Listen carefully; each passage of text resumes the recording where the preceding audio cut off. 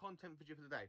So in this video, I'm going to be talking about my favourite stories from each of the Doctor. Yes, this does include Paul McGann and John Hurt, aka the Day of the Doctor and Night of the Doctor, really, which will be mentioned later on. So each of the story, this is from Doctor Who's long run, from the 26 seasons and the 12 series so far of Modern Who. I quite enjoy this one. There's a lot of modern stuff. It was hard for me to pick out the classic stuff, to be honest with you, because I do love classic Who a lot more than modern. But Modern Who does have some great stories, mainly in Series 1, Series 4, and some other series as well. So let's get into this. So my favourite first Doctor story was really hard for me to pick because it's in between two stories. The first one was being the Aztecs, and of course I've had to go with the very first one I actually ever watched of William Hartnell's run as the first Doctor, and it is the Dalek Invasion of Earth from 1964. Now, this is the second main Dalek story in Doctor Who's history. It's a great way the Daleks invade Earth. You got them coming out. You got like a Dalek coming out of the River Thames, which is the image that popped up by now, hopefully. I absolutely do love this story. It's a great way. Even when the first Doctor does his last speech to Susan, where he goes, "One day I shall come back. Yes, I shall come back. Until then, there must be no regrets, no tears, no anxieties. Just go forward all your beliefs, and prove to me that I'm not mistaken in mine." I really do like that speech from William Hartnell. It's a great performance, and the way he leaves Susan to go and get married and start a life on Earth really does hit the Doctor afterwards as well. But it's a great way you see him like changing a little bit. You wouldn't see him do this in the very first story, really, in The Unearthly Child.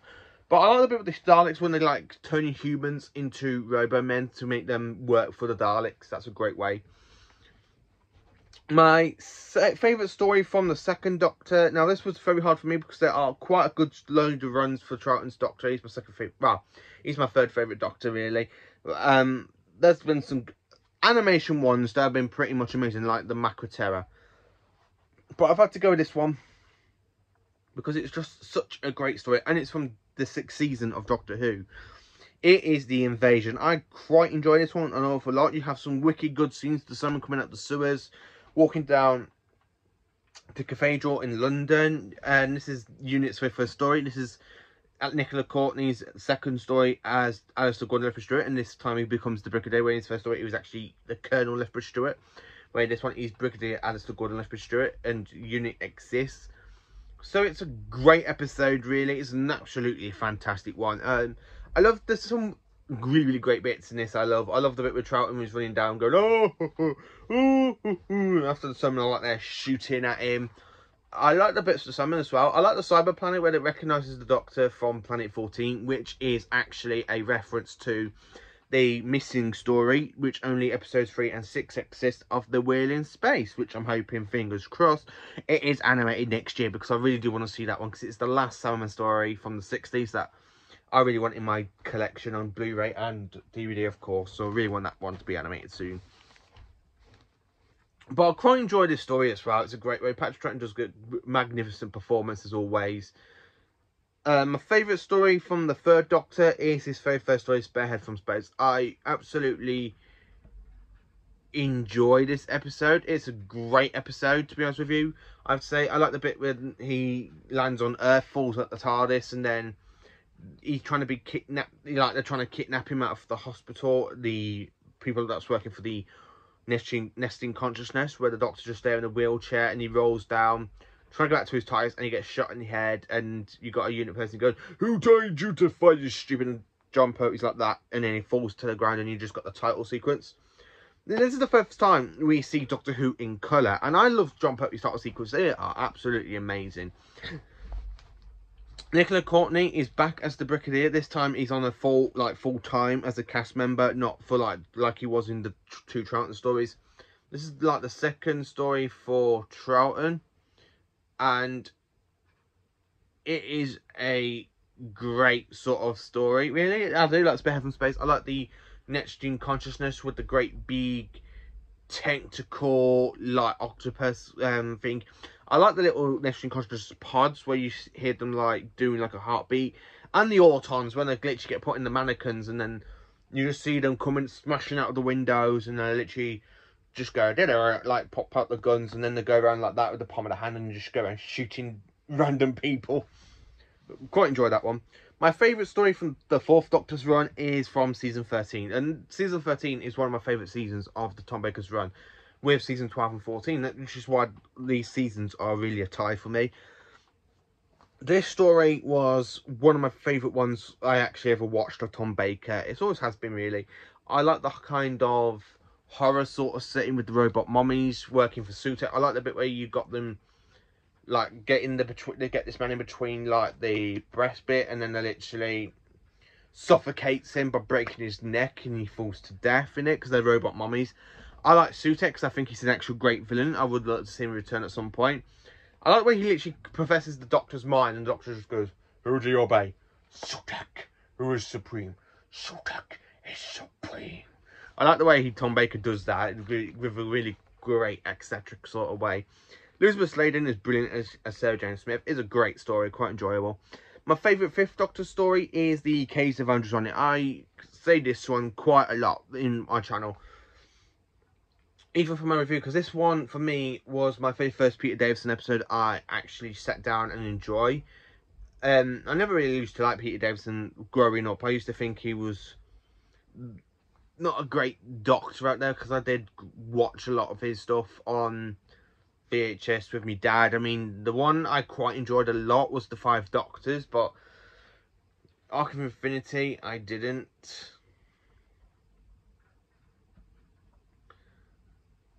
So I do quite enjoy some of the Davison's run, but Case of Sonny is my favourite. So there on the Andrew Sandermeyer, you got Sirius Jack, who's a great villain, by the way. It's like Doctor Who's take on Phantom of the Opera, and it's not got no music in it. He's absolutely creepy. The way he has this kind of weird sort of creepy connection with Perry, and when he takes off his mask, you see half his face is kind of like molded and stuff, been badly burnt from the mud bursts.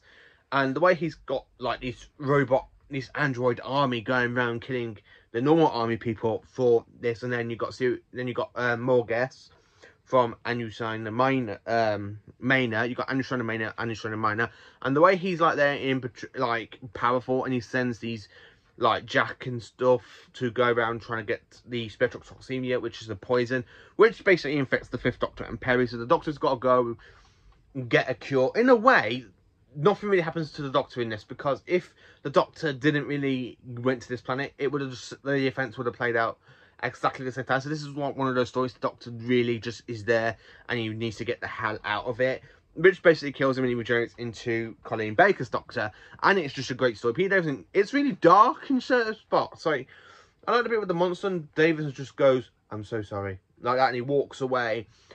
He's carrying Perry to the TARDIS, which is a very horrific scene, and he's just open the doors and he goes, "Is this death?" Yeah, Case of Androsonic is one of my favourite Peter Davison stories of all time, really. My all-time favourite, actually.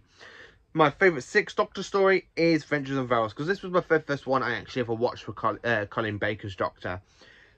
I watched all of his first, and the only story I didn't really watch until 2011 when it came out. I didn't get it straight away, because I was still at school. My dad didn't buy it until 11, something like that, because most of my DVDs were my dad's. He gave them all to me, and I've just expanded them, really.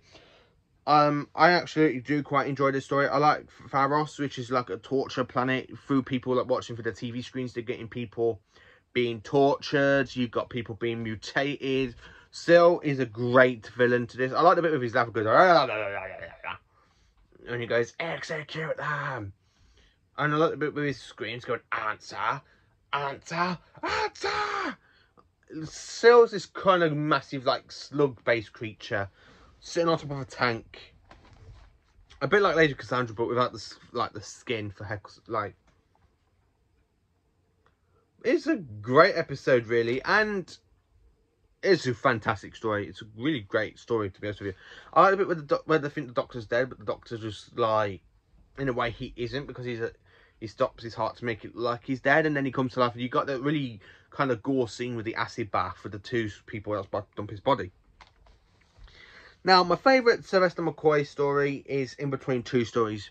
One from season 25 and one from season 26. But I've gone with season 25 because this one was my favourite Cecil McCoy story, and it's the first one I actually ever watched growing up with by my dad as a kid.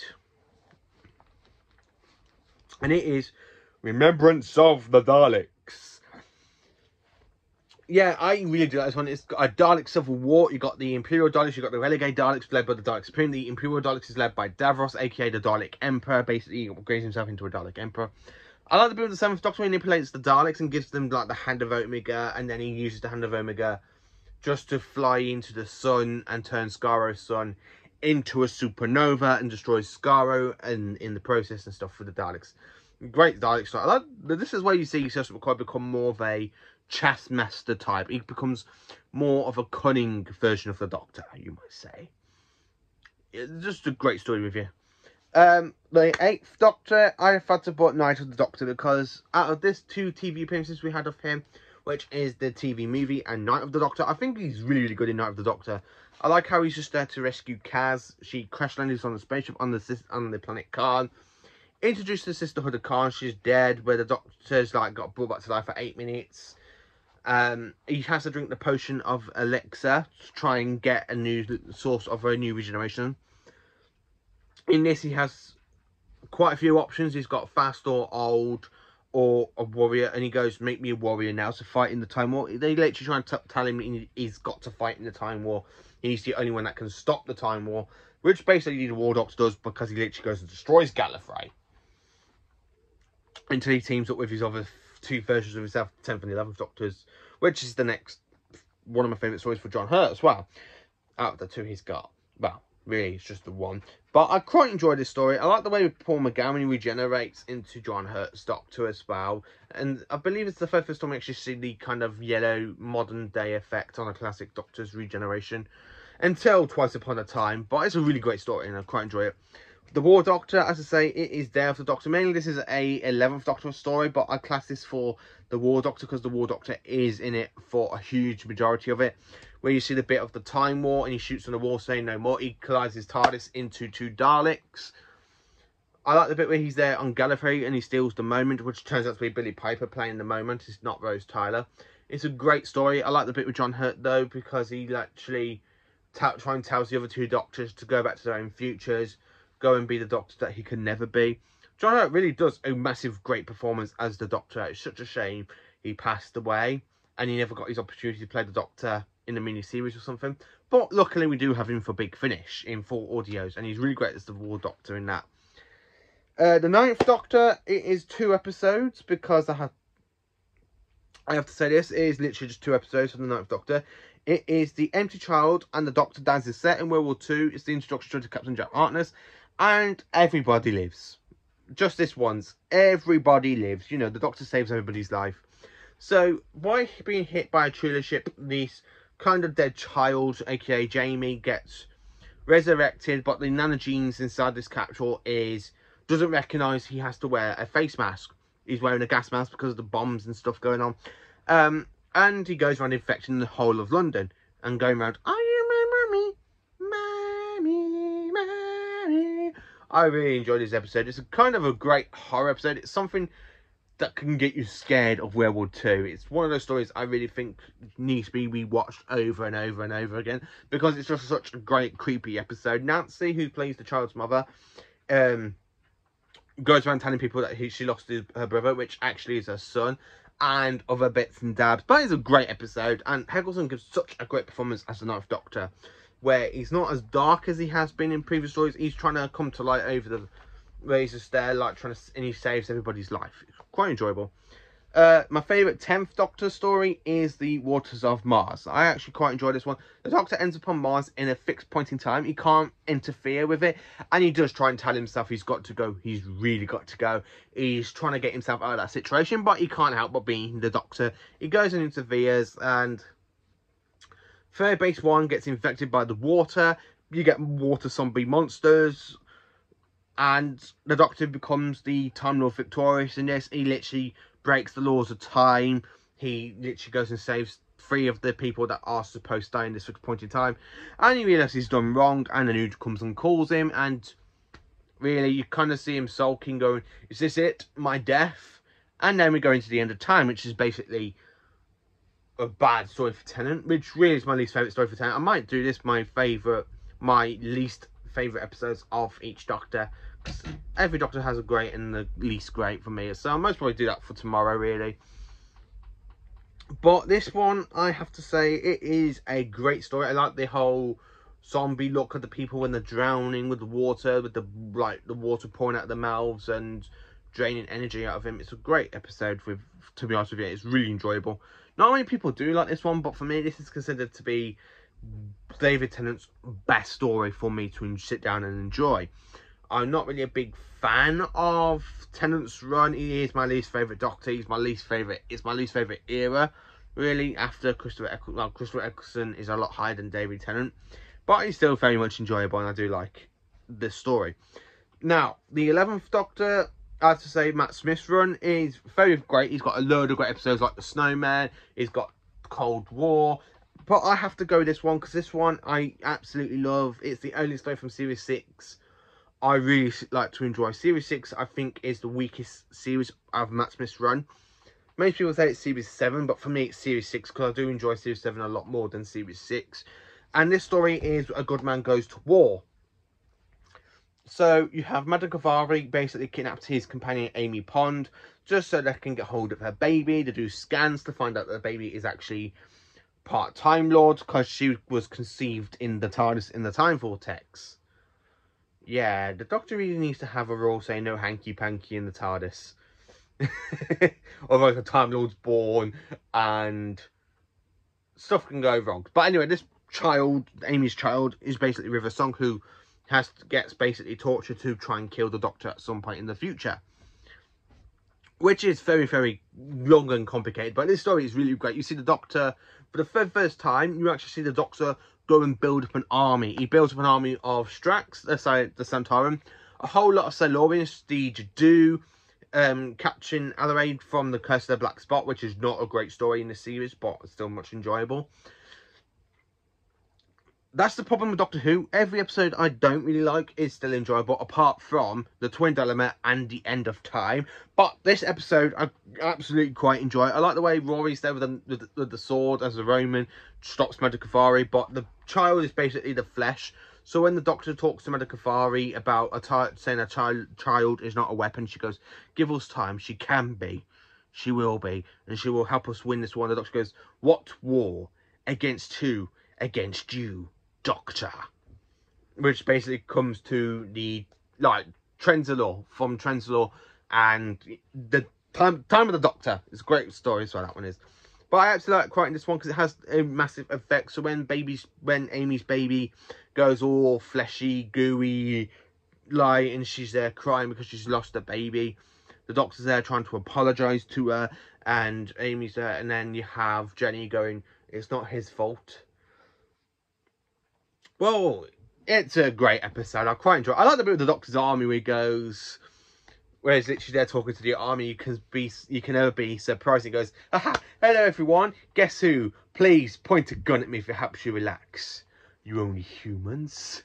I love the bit with the Headless Monks and they're like electrocuting the swords and stuff. And he goes, "Amelia Pond, get your coat." And then you see these St. Louis and stuff coming out, like teleporting, and then you have Strax saying, "Come on, Colonel."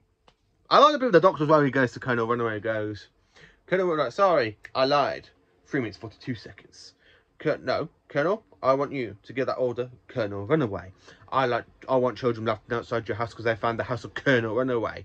And the way you see the Matt Smith's anger of the Doctor kicking, and I like the bit when it goes through Madame Cavari. He goes, "Today's not a good day to find out what I have so many." And the way he does that is absolutely a great way. So I quite enjoy that one as well. For me, I have to say my favourite episode of the 12th Doctor is in fact the Doctor Falls. Even though the Cybermen do become a little bit of the Master's bitch in this finale, in a way they do, in a way they don't, but that's only because the Doctor programmed in the computer to make him turn against the two incarnations of the Master, which is the last. This was a really great surprise because if the trailer didn't ruin the actual, like for Series 10 back in 2017, didn't ruin the fact that John Sim is going to be back in it, this would have got to be a good surprise. But I quite enjoy this one. You got 3 versions of the Cyberman, 2 versions of the Master, and you got 1 Doctor caught in the middle. And he does that great speech saying, you think that's what I care about, winning? I do what I do because it's right, because it's decent, and above all, it's kind. I do like the bit as well. The Doctor is there in the forest and he goes around blowing up the Cyberman and goes like that, and he goes, Terras, I see in your ice tomb, Folga, Planet 14, and he goes beyond it like Canary Wharf, and then he goes Planet 14, and every single time you lose, and he goes, you even lost on the moon. He's like that. And I do like Capaldi when he does that, and then he gets shot by the Cyberman. And then he still stands there going, hello, and the Doctor, and he goes, doctors are not required. And it shoots him again. He goes, no, I am not a doctor. I am the Doctor. The original, you might say. I absolutely love Peter Capaldi's performance in this. He's a really great actor as the 12th Doctor. I love the bit of the Cybermen as well, because this is the return of the Mondasian Cybermen. Now, the Mondasian Cybermen haven't been seen since Silver Nemesis, but this is just before the look of Cybermen, way before. This is their look from the 10th planet. And it is a great way to see a classic Cyberman design becoming more kind of creepy and modern for it. They actually give it a great way out, because the 10th planet is in black and white. It's Hartnell's last story, and it is just incredible. I absolutely love it. It's a great way. I love the bit with the Doctor regenerating as well. He remembers and he's there talking, saying, I don't want to change ever again. And he goes out, slams his hands into the snow to stop him from regenerating. He goes, I will not change. I love the bit with David Bradley as the first Doctor, where he comes out like this mysterious snow, goes, change, my dear boy? Oh, no, no, no, no, no. You see, who is that? He goes, I'm the Doctor, the Doctor. Oh, do you mean no? No. You see, you may be a Doctor, but I am the Doctor. The original, you might say. And the way he does that look is like, a composer's like, I absolutely do love that cliffhanger to Twice Upon a Time. It is absolutely amazing. The 12th Doctor meets his first incarnation, and just after their adventures, after battling against the Cybermen as well. That's the one thing I like about Capaldi and William Hartnell's Doctors. Technically the last adventure is together, but the ones before they go off to regenerate, they battle against the Cybermen. And it's a great way. He battles against 3 versions. Capaldi versus against 3 versions of Sonic. He versus the Mondasian, the Russell T Davies era Cybermen, and Stephen Moffat's run, where Hartnell just basically, the first Doctor defeats, played by David Bradley, has just defeated the Mondasian Cybermen, and he comes out and he's going to his TARDIS and back to regenerate. I absolutely do love that story. It's a great episode. I quite enjoy that one. So, my favourite 13th Doctor episode. Now, this one for me, I have to say this one. This one is absolutely enjoyable, and it is the one I actually kind of enjoy, because it brings the Cybermen back into their creepy sort of ways, with Asher the Lone Cyberman, with 2 basically Russell T Davies Cybermen. I do really enjoy that episode as well, but I kind of like this episode a lot more because in it is Associate of the Cybermen. I absolutely like this one because at the end of it you have that kind of reveal of Sacha Dhawan's Return of the Master with Gallifrey. But I kind of like the design of the Cyber Warriors as well, because they don't really remind me so much of the new Cyber design, even though they're supposed to be like a Cyber design. They actually remind me of the classic design of the Cybermen, a bit like the Invasion Cybermen, and a bit of Earthshock, and a bit of the Stephen Moffat type ones as well. It's a really great, enjoyable story. I like Asher the Lone Cyberman is an absolutely cracking Cyberman. I do kind of enjoy his performance as well. So this is my favourite episodes from each of the Doctors. Leave in the comments what is your favourite episodes from each Doctor. Please enjoy this video. Please do like, subscribe and share. And have a great day. And join me tomorrow when I talk about my least favourite episodes from each of the Doctors. Thank you for watching.